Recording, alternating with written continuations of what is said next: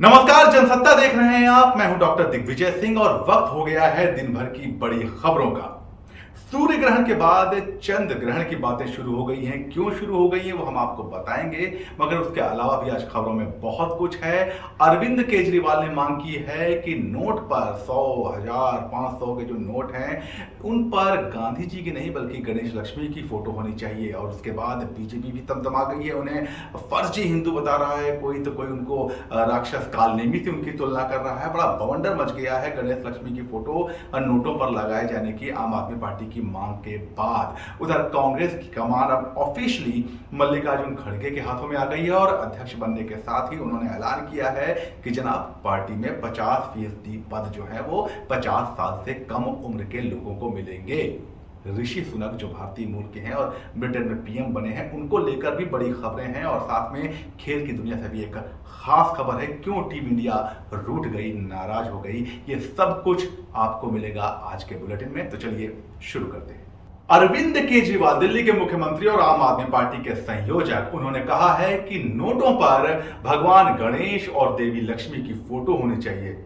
शायद उनके back of mind में यह बात है कि अगर नोटों पे गणेश लक्ष्मी रहेंगे तो इकोनॉमी की हालत भी सुधरेगी। आइए सुनाते हैं केजरीवाल ने क्या कहा। परसों दिवाली थी। दिवाली पे हम सब लोगों ने अपने अपने घर पे श्री गणेश जी और श्री लक्ष्मी जी का पूजन किया। हम सब लोगों ने भगवान से सुख शांति की प्रार्थना की। हम सब लोगों ने अपने अपने परिवार के लिए, देश की समृद्धि के लिए प्रार्थना की। हम ये भी देखते हैं कि जितने बिजनेस करते हैं, व्यापारी हैं, इंडस्ट्रियलिस्ट्स हैं, सब लोग अपने अपने यहाँ अपने कमरे में ज़रूर लक्ष्मी जी की और गणेश जी की मूर्ति लगा के रखते हैं और रोज़ सुबह काम शुरू करने के पहले उनकी पूजा करते हैं। आज मेरी केंद्र सरकार से, प्रधानमंत्री जी से अपील है, भारतीय करेंसी के ऊपर एक तरफ गांधी जी की तस्वीर है, वो वैसे ही रहनी चाहिए, लेकिन दूसरी तरफ श्री गणेश जी की और श्री लक्ष्मी जी की तस्वीर भारतीय करेंसी के ऊपर लगाई जाए।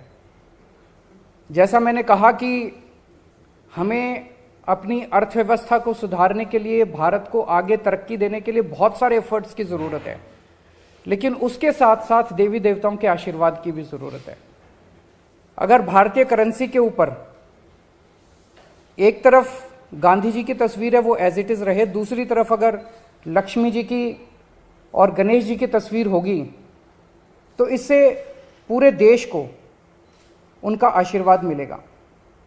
लक्ष्मी जी को समृद्धि की देवी माना गया है। गणेश जी जितने विघ्न होते हैं उनको हरने वाला, उनको देवता माना गया है, विघ्न दूर करने वाला देवता माना गया है। तो उन दोनों की तस्वीरें उसके ऊपर लगनी चाहिए। हम सब लोग देख रहे हैं कि हमारी अर्थव्यवस्था, भारतीय अर्थव्यवस्था की स्थिति बहुत अच्छी नहीं है। भारतीय अर्थव्यवस्था काफ़ी नाजुक दौर से गुजर रही है। हम सब लोग देख रहे हैं कि किस तरह से डॉलर के मुकाबले में रुपया दिन प्रतिदिन कमज़ोर होता जा रहा है, और इन सब चीज़ों की मार हमारे देश के एक आम आदमी को भुगतनी पड़ती है। ऐसा क्यों है कि आज भी भारत एक विकासशील देश है। 75 साल हो गए आज़ादी को, आज भी विकासशील देश, गरीब देश माना जाता है। हम सब चाहते हैं कि भारत विकसित देश बने, हम सब चाहते हैं कि भारत अमीर देश बने, और हम सब चाहते हैं कि हर भारतवासी, भारत का हर परिवार अमीर परिवार बने।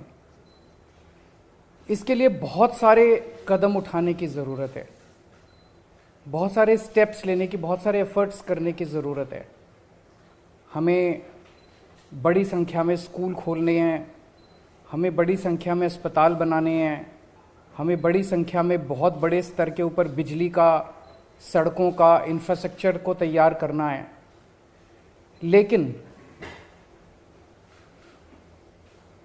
एफर्ट्स तभी फलीभूत होते हैं जब हमारे ऊपर देवी देवताओं का आशीर्वाद होता है। एफर्ट्स करने चाहिए, हम सब लोग अपनी अपनी ज़िंदगी में एफर्ट्स करते हैं, लेकिन हम कई बार देखते हैं कि एफर्ट्स कर रहे हैं, नतीजे नहीं आ रहे। उस वक्त लगता है कि अगर देवी देवताओं का आशीर्वाद हो तो एफर्ट्स फलीभूत होने लगते हैं, एफर्ट्स के नतीजे आने लगते हैं। अब केजरीवाल साहब ने कुछ बात कही हो और बीजेपी वाले उसका विरोध न करें, ऐसा कैसे हो सकता है? तो जनाब, पूरा राशन पानी लेकर बीजेपी के नेता चढ़ बैठे हैं केजरीवाल के ऊपर। बीजेपी के प्रवक्ता संबित पात्रा कहते हैं कि एक तरफ तो वो कश्मीर में हिंदुओं के नरसंहार की बात को झूठ कहते हैं और दूसरी तरफ नोटों पे गणेश लक्ष्मी, ये सब कुछ फर्जी है, ड्रामा है। उधर मनोज तिवारी जो बड़े मशहूर हैं केजरीवाल पर हमला करने के लिए, उन्होंने कहा नहीं है बल्कि तुलना कर दी है, वो भी किसी और से नहीं बल्कि राक्षस कालनेमी से, जो भगवान राम का भक्त होने के नाम पर हनुमान जी पर हमला कर रहा था। आइए जानते हैं बीजेपी की क्या प्रतिक्रिया है। अरविंद केजरीवाल वो कालनेमी की तरह है, मुंह में राम बगल में छुरी। ऐसे में इनका विश्वास नहीं किया जा सकता ये क्या कह रहे हैं।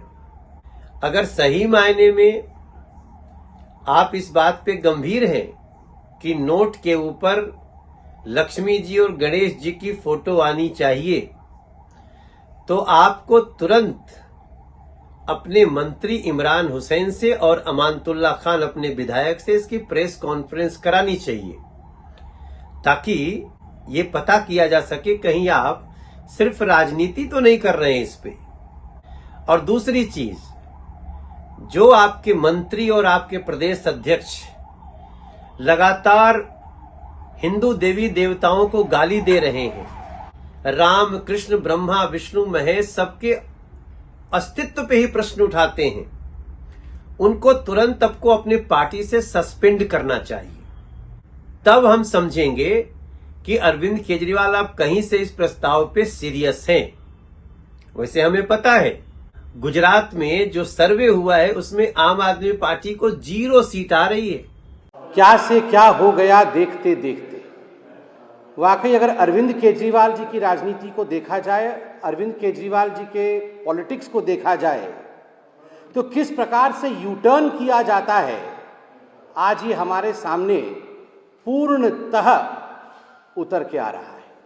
आप सोचिए, वही अरविंद केजरीवाल जो थोड़े दिन पहले प्रेस कॉन्फ्रेंस करके कह रहे थे कि अगर गलती से आपने दिवाली मना लिया तो आपको जेल में डाला जाएगा, आज वो अचानक लक्ष्मी जी और गणेश जी के विषय में बोलते हुए पाए जा रहे हैं। दिवाली लक्ष्मी जी और गणेश जी का पर्व है और दिवाली मनाने पर जेल में डालने की धमकी देने वाला व्यक्ति आज किस प्रकार का यू टर्न ले रहे हैं, आज किस प्रकार का ढोंग कर रहे हैं, यह भी हम देख रहे हैं। ये अरविंद केजरीवाल जी वही व्यक्ति हैं जिन्होंने विगत वर्षों में कहा था कि जहां राम मंदिर बन रहा है, जहां भव्य राम मंदिर बन रहा है, वहां राम मंदिर नहीं बनना चाहिए, वहां तो अस्पताल बनना चाहिए। अरविंद केजरीवाल जी की वो वीडियो भी है, जनता उस वीडियो को देखे जिसमें केजरीवाल जी कह रहे थे कि मैं तो किसी भी कीमत पे उस राम मंदिर में आराधना करने, पूजा करने नहीं जाऊंगा, क्योंकि उस राम मंदिर में पूजा जो है वो भगवान प्राप्त नहीं करेंगे, भगवान स्वीकार नहीं करेंगे। उन्होंने अपनी दादी के विषय में भी कहा था कि दादी बहुत नाराज थी कि वहां राम मंदिर बना था। और आज आप सोचिए कि किस प्रकार से अरविंद केजरीवाल जी ने यू टर्न लिया है। ये वही अरविंद केजरीवाल जी है जिनके बहुत सारे मीम, जिनके बहुत सारे हिंदू विरोधी फोटो प्रसिद्ध हैं उनके ट्वीट में। लक्ष्मी गणेश जी की पूजा कभी भी दिवाली के अवसर पर या वैसे भी स्वस्तिक चिन्ह के बिना पूर्ण नहीं होती। दिवाली में जब हम दिवाली मनाते हैं तो स्वस्तिक चिन्ह बनाते हैं, स्वस्तिक चिन्ह को अंकित करते हैं, तब जाके ये पूजा पूर्ण होती है। इसी स्वस्तिक चिन्ह को झाड़ू से मारने का काम, इसी स्वस्तिक चिन्ह के ऊपर झाड़ू चलाने का काम और स्वस्तिक चिन्ह के ऊपर हंसने का काम अरविंद केजरीवाल जी ने ट्वीट के माध्यम से किया था। वह ट्वीट भी आज जनता जनार्दन के सामने मौजूद है, पब्लिक डोमेन में है। कांग्रेस पार्टी की कमान आज ऑफिशियली मल्लिकार्जुन खड़गे के हाथ में आ गई। उन्हें निर्वाचन प्रमाण पत्र दिया गया और इस मौके पर सोनिया गांधी और राहुल गांधी भी मौजूद थे। पद संभालने के बाद खड़गे ने कहा कि पार्टी युवाओं को तरजीह देगी और पार्टी के 50% पद 50 साल से कम उम्र के युवाओं को दिए जाएंगे। नमस्कार, जनसत्ता में आपका स्वागत है। मल्लिकार्जुन खड़गे आधिकारिक तौर पर कांग्रेस अध्यक्ष बन गए हैं। एआईसीसी मुख्यालय दिल्ली में चुनाव अधिकारी मधुसूदन मिस्त्री ने उन्हें जीत का प्रमाण पत्र सौंपा। अध्यक्ष बनने के बाद अपने पहले भाषण में खड़गे ने पार्टी में 50% पद 50 साल से कम उम्र के लोगों को देने का ऐलान किया। खड़गे ने कहा कि उदयपुर अधिवेशन में पार्टी के 50% पद 50 साल से कम उम्र के लोगों को दिए जाने के प्रस्ताव पर अमल किया जाएगा। उदयपुर नवसंकल्प शिविर में हमने तय किया था कि युवाओं को पार्टी में आगे बढ़ाया जाएगा। संगठन में 50% पद 50 साल से कम उम्र के लोगों के लिए रिजर्व रहेगी। युवाओं की इस उम्मीद को पूरा किया जाएगा आप सभी के कोऑपरेशन से। बीजेपी पर निशाना।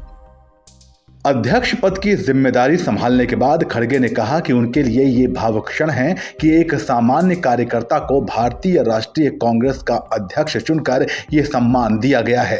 खड़गे ने बीजेपी पर इशारों में हमला बोलते हुए कहा कि कांग्रेस झूठ और नफरत का दायरा तोड़ेगी। किसने सोचा होगा कि देश में कभी ऐसी राजनीति का दौर भी आएगा जिसमें झूठ का बोलबाला होगा और सत्ता में बैठे हुक्मरान लोकतंत्र को कमजोर करने में जुटे होंगे। लेकिन मैं ये भी जानता हूं कि झूठ, फरेब और नफरत का ये तंत्र हम तोड़ कर रहेंगे।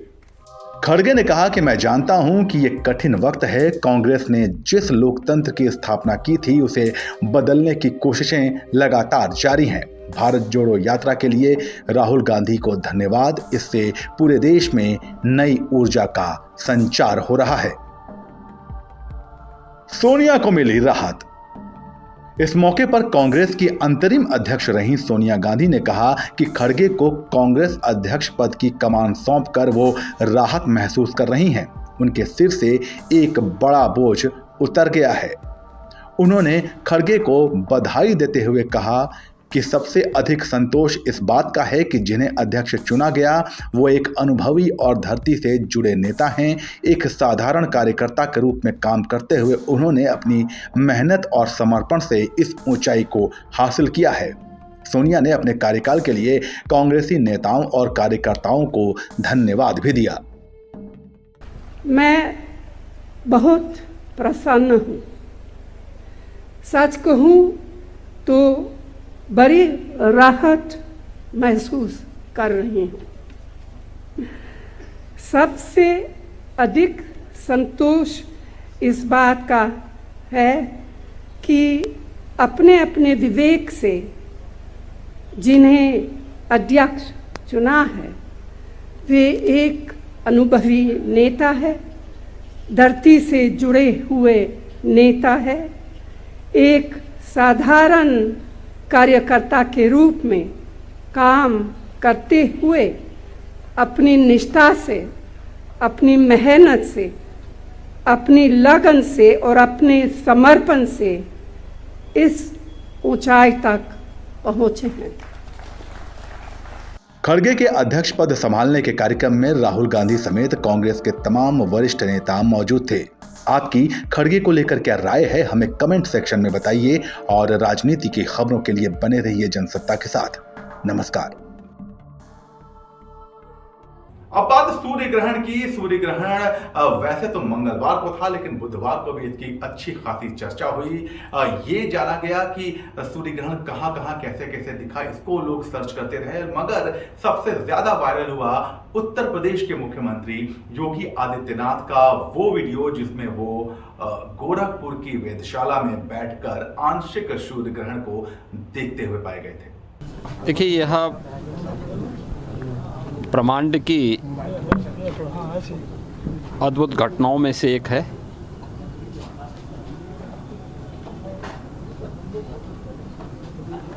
अमावस्या के दिन और पूर्णिमा के दिन जो ग्रहण की प्रवृत्ति रही है, उसी के क्रम में अमावस्या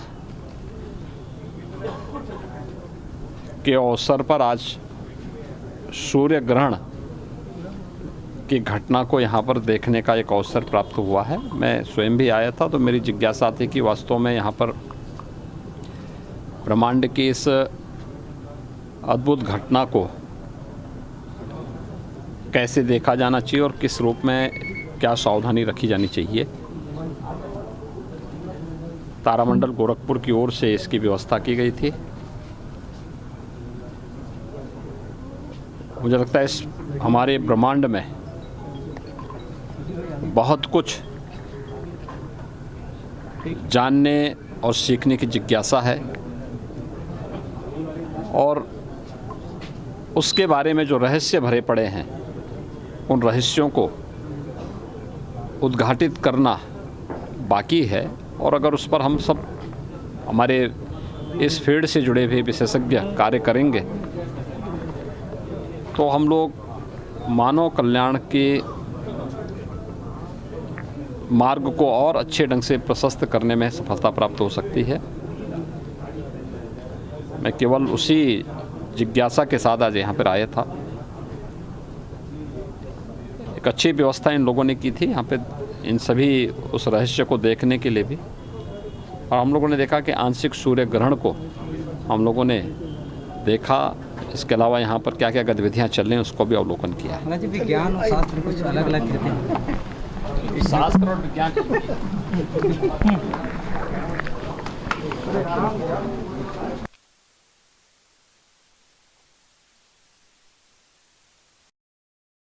सूर्य ग्रहण खत्म हो गया है, लेकिन आने वाले कुछ समय तक उसका असर कुछ विशेष राशियों पर पड़ता रहेगा, ऐसा मानना है ज्योतिष शास्त्र का। और साथ ही ज्योतिष में सूर्य ग्रहण के दुष्प्रभावों को कम करने के उपाय भी बताए गए हैं। क्या है वो उपाय, जानते हैं जनसत्ता की इस खास रिपोर्ट में।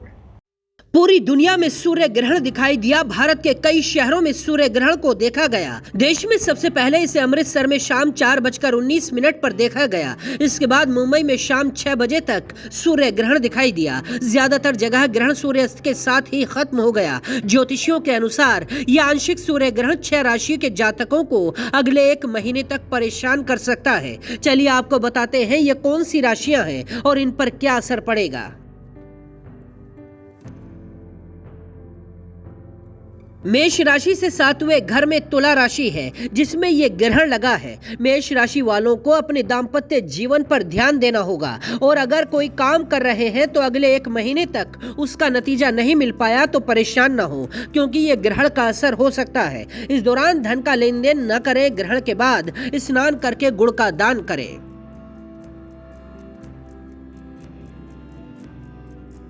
वृष राशि से 6ठे घर में यह ग्रहण लगा है। ज्योतिषियों का कहना है वृष राशि वाले लड़ाई झगड़ों से दूर रहें, उधार लेन देन से बचकर रहें। अगले 1 महीने तक आपको अपने स्वास्थ्य का ख्याल रखना होगा। ग्रहण के बाद स्नान करके किसी निर्धन व्यक्ति को 2 किलो आटे का दान कर सकते हैं।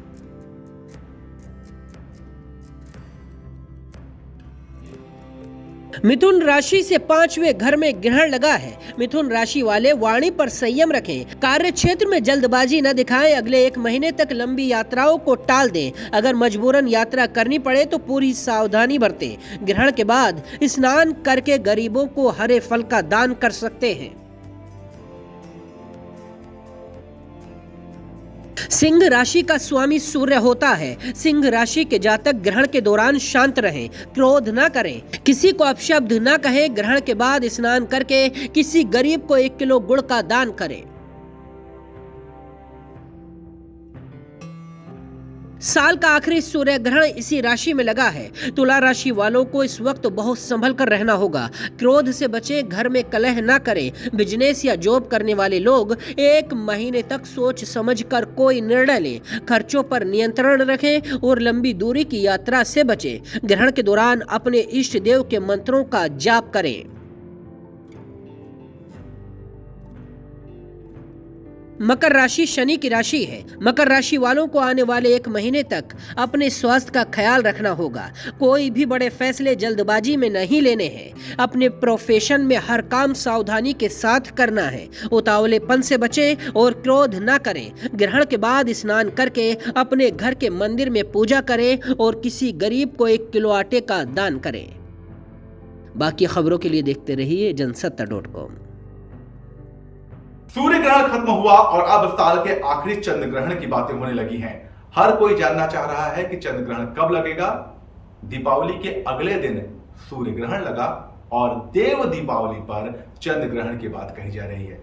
क्या है पूरा मामला, देखते हैं जनसत्ता की इस खास रिपोर्ट में।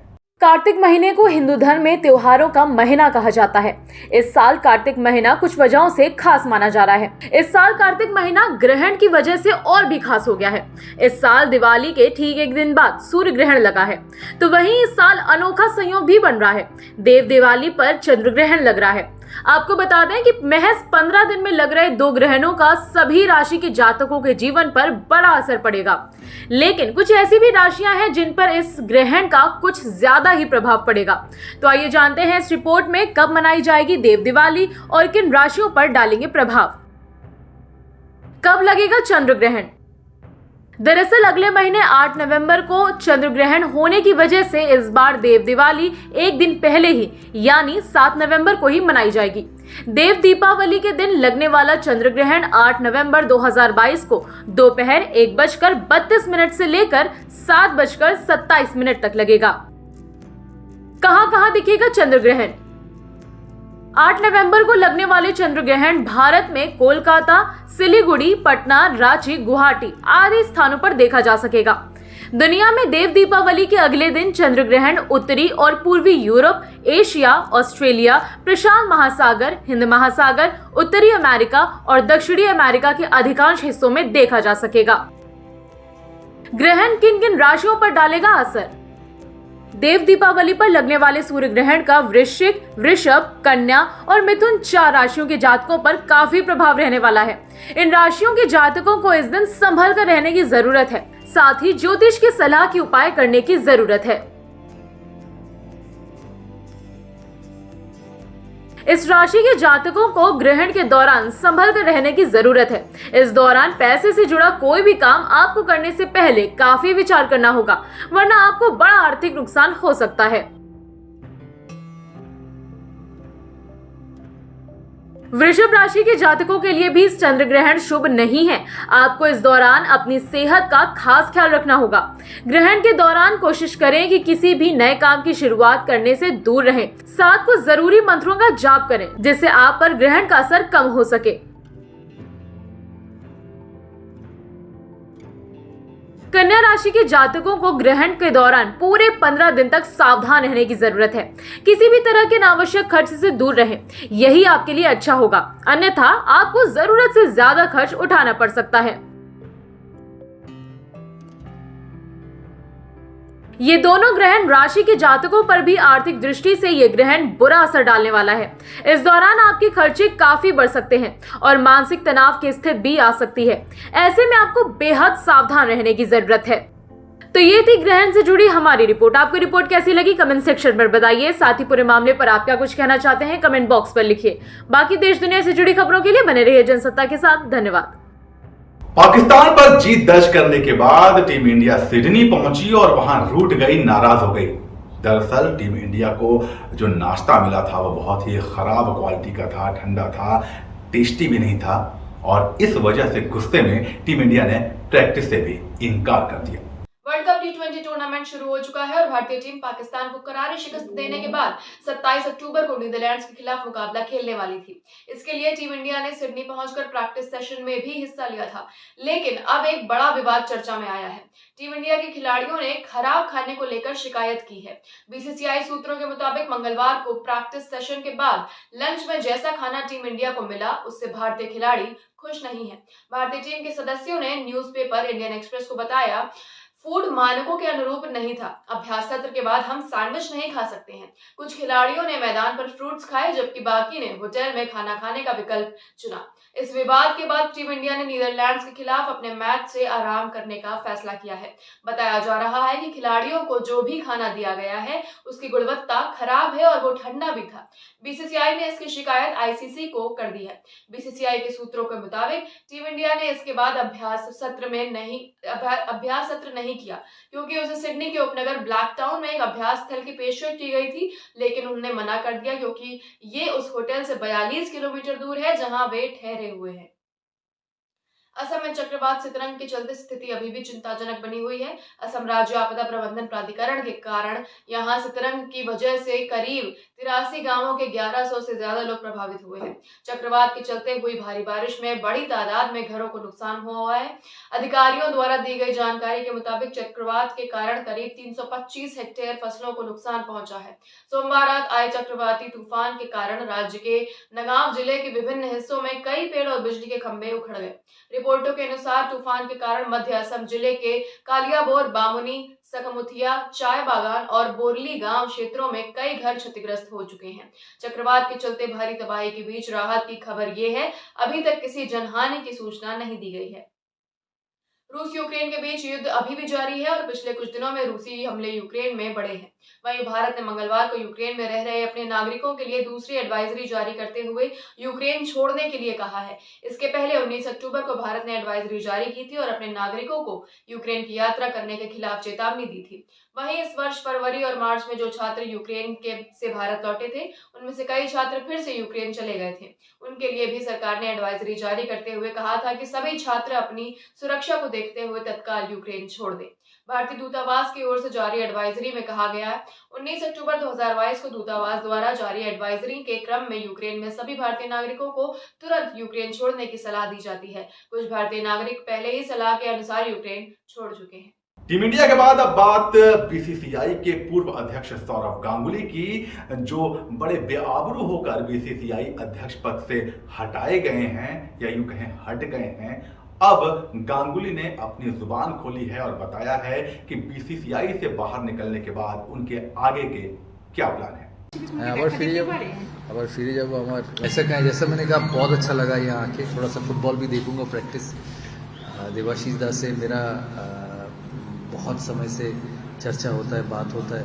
बाबून के साथ बहुत चर्चा होता है, दोस्ती इतनी है, तो इसी वजह से आए, क्लब में आए। और ये यहाँ मैं आता रहता हूँ। 3 साल पहले भी एक बार आया था, तब इतना खूबसूरत नहीं था, तब ये सब चीज़ बना नहीं था। और मैं इनको बधाई देना चाहता हूँ कि फैसिलिटीज़ को इतना आगे बढ़ाना चाहते हैं, और गेम में ये होना ही चाहिए। हर देश में, हर स्टेडियम में, हर ग्राउंड में फैसिलिटीज़ बढ़ते हैं। यहाँ पे थोड़ा सा CAB हो, क्रिकेट हो, फुटबॉल हो, यहाँ पे थोड़ा सा अलग तरीके से चलता है, क्योंकि आर्मी के प्रॉपर्टी है, तो यहाँ पे आप जो चाहे कर नहीं सकते। पर फिर भी उन्होंने इतनी ऑब्स्टेकल्स के सामने भी इतना अच्छा किया है, तो देख के बहुत अच्छा। बहुत दिनों से जुड़े हुए हैं आप मोहन बगान के साथ, थोड़ा बताएं। बहुत दिनों से, ही तो मैंने बोला, मैं छोटा था तब 92-93 से क्लब के साथ जुड़ा हूँ। फिर इंडिया के लिए, फिर वापस आए यहाँ पे, फुटबॉल मैचेस देखने आते थे। ये जो ATK मोहन बगान बना है, उसमें मेरा भी रोल था, तो अच्छा लगता है यहाँ। कुछ ऐसी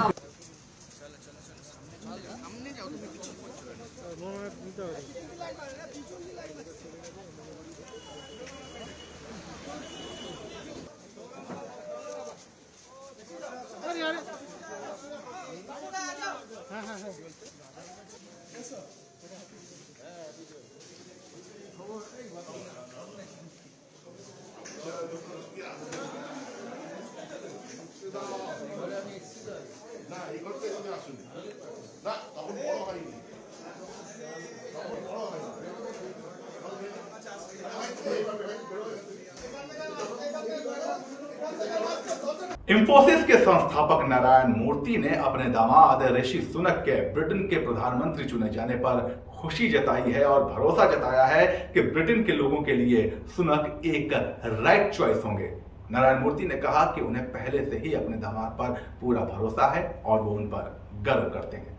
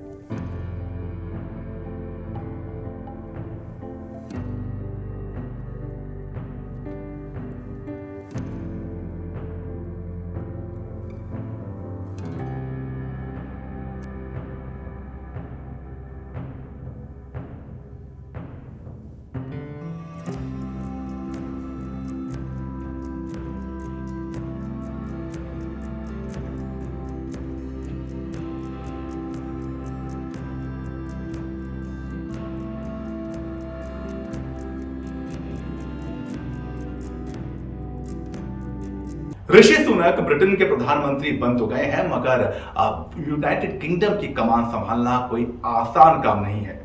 जनसत्ता की इस खास रिपोर्ट में आपको बताते हैं वो क्या अहम चुनौतियां हैं जो बतौर पीएम ऋषि सुनक के सामने आने वाली हैं।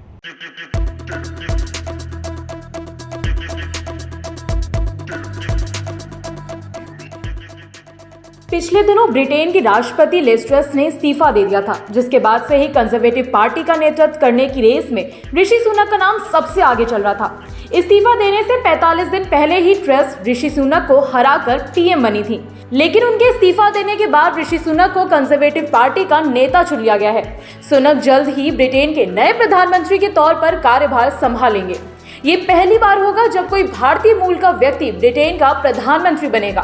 तो आइए जानते हैं इस रिपोर्ट में ब्रिटेन के राष्ट्रपति बनने जा रहे ऋषि सुनक के सामने कौन कौन सी चुनौतियां हैं। लिज ट्रस ने अपने से क्यों दिया इस्तीफा। लिज ट्रस को 45 दिन के भीतर इस्तीफा देना पड़ा क्योंकि उनका लाया मिनी बजट उल्टा पड़ गया था। सरकार को उम्मीद थी कि बजट से महंगाई से लोगों को राहत और ब्रिटेन के स्थिर विकास को गति मिलेगी, लेकिन योजना उलट गई और देश में लगभग एक वित्तीय मंदी की स्थिति पैदा हो गई। अब इस स्थिति को संभालने की जिम्मेदारी सुनक पर है। 7 हफ्तों के भीतर ब्रिटेन को तीसरा प्रधानमंत्री मिलने जा रहा है। ऐसे में राजनीतिक अस्थिरता भी एक चुनौती है। पहली चुनौती महंगाई। ब्रिटेन की आर्थिक स्थिति बेहद चुनौतीपूर्ण है। इंस्टीट्यूट ऑफ फिस्कल स्टडीज की माने तो ब्रिटेन की अर्थव्यवस्था के आपूर्ति पक्ष में कमजोरी अब एक तत्काल चिंता का विषय है, जबकि उत्पादन इसकी पूर्व कोविड प्रवृत्ति से 2.6% से कम है। ऐसे में सकल घरेलू उत्पाद यानी जीडीपी को अतिरिक्त 1.4% की दर से बढ़ाना होगा। दूसरी चुनौती आर्थिक व्यवस्था। अर्थव्यवस्था के साथ साथ सुनक के सामने व्यापार की शर्तें भी एक प्रमुख चुनौती है। आने वाले दिनों में इससे घरेलू और कॉर्पोरेट दोनों क्षेत्रों पर असर पड़ेगा। आर्थिक रूप से कमजोर लोग इससे और परेशान हो सकते हैं। प्रमुख नीतिगत सवाल यह है कि इससे होने वाले नुकसान को कैसे आवंटित किया जाए। तीसरी चुनौती रोजगार। मांग गिरने से निकट भविष्य में बेरोजगारी बढ़ने की आशंका है। भविष्य में बढ़ने वाली बेरोजगारी पर काबू पाना भी सुनक के लिए एक बड़ी चुनौती है। ऐसे में वो इससे कैसे निपटेंगे ये देखने वाली बात होगी। फिलहाल उन्होंने अपने भाषण में कहा है कि चाहे कुछ भी हो जाए, हमारी कोशिश रहेगी कि किसी भी व्यक्ति की नौकरी नहीं जाए। चौथी चुनौती राजनीतिक संकट। कंजर्वेटिव पार्टी के पास संसद में बहुमत है, लेकिन वो ब्रेक्जिट समेत तमाम मुद्दों पर बटी हुई है। ऐसे में पार्टी को एक करना भी बड़ी चुनौती है। ट्रस की सरकार जाने की वजहों में से एक पार्टी के सांसद सहमति नहीं होना भी था। पांचवी चुनौती टैक्स का विरोध। आने वाले दिनों में पार्टी के ही कुछ लोगों द्वारा हाई टैक्स का विरोध किया जाएगा। लोग स्वास्थ्य और रक्षा जैसे क्षेत्रों के खर्च में कटौती का विरोध भी करेंगे। सुनक को ऐसे स्वरों को भी संभालना होगा। ऋषि सुनक ब्रेक्जिट का समर्थन करते हैं, लेकिन पार्टी के कुछ लोग अभी भी यूरोपीय संघ के प्रति सहानुभूति रखते हैं। इस तथ्य को असंतुलन की तरह देखा जा रहा है। तो ये थी ब्रिटेन के नए प्रधानमंत्री ऋषि सुनक से जुड़ी हमारी रिपोर्ट। आपको रिपोर्ट कैसी लगी कमेंट सेक्शन पर बताइए। साथ ही पूरे मामले पर आप क्या कहना चाहते हैं कमेंट बॉक्स पर लिखिए। बाकी देश दुनिया से जुड़ी खबरों के लिए बने रहिए जनसत्ता के साथ। धन्यवाद। हिमाचल प्रदेश की राजधानी शिमला के धामी गांव में एक पत्थरबाज महोत्सव शुरू हुआ। इस महोत्सव में लोग एक दूसरे पर पत्थर फेंकते हैं और जो भी लहूलुहान हो जाता है उसके रक्त से मां भद्रकाली का श्रृंगार किया जाता है। सुनने में वियर्ड लग रहा है, पर यह परंपरा बरसों पुरानी है। कोविड की वजह से 2 साल इस पर रोक लगी थी, मगर इस साल वो फिर से शुरू हो गई।